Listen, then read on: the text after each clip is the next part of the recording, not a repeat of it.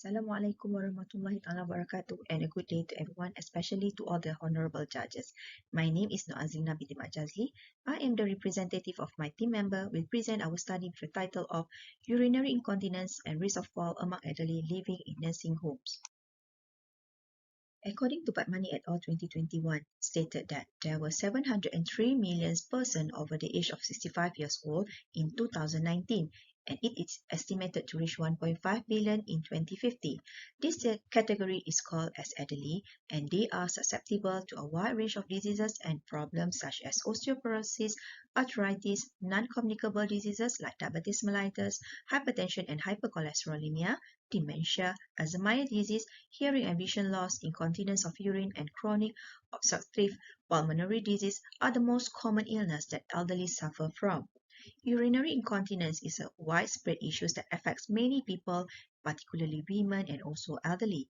And urinary incontinence among elderly may be caused by aging-related changes to urinary tract, neurological conditions, and long-term health issues, and can lead to many other issues. Several studies have found that urinary incontinence is a significant risk factor for falls among elderly, and one reason for this is the elderly need to rush to the bathroom, which can increase the risk of tripping and also falling.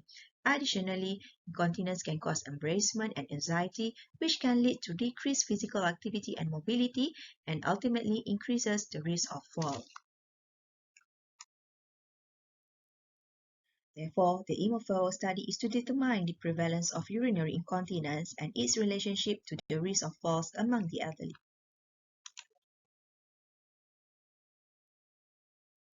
This study uses a cross-sectional study design with a sample of 60 participants who were living in 4 selected nursing homes at Hulu Langat, Selangor, Malaysia. Selangor was the largest population in Peninsular Malaysia with a total population of 6 million. The selection of participants was Malaysian citizen with age of more than 60 years old, as the definition of the elderly should be 60 years old and above, and the participant should live more than 3 months at the nursing homes to avoid bias from being unaware of their surroundings, which could increase the risk of fall. A set of questionnaire from International Consultation on Incontinence Questionnaire, Urinary Incontinence Short Form, was used to determine the prevalence of urinary incontinence. Meanwhile, the most fall risk scale was used to determine the risk falls among the elderly.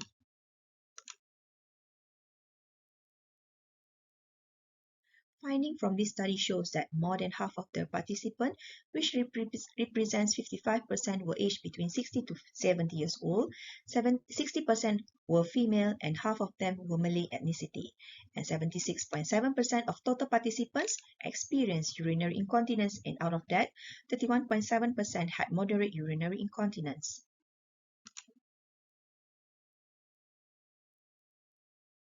For the association between socio-demographic characteristics with urinary incontinence, none of the demographic characteristics such as age, gender, ethnicity, and history of pregnancy was significantly associated with urinary incontinence. For the percentage of falls, 36.7% of total participants had a moderate risk of falls. Meanwhile, for the association between urinary incontinence with risk of fall, this study found that there is no statistically significant between urinary incontinence with a risk of falls, thus the null hypothesis is accepted.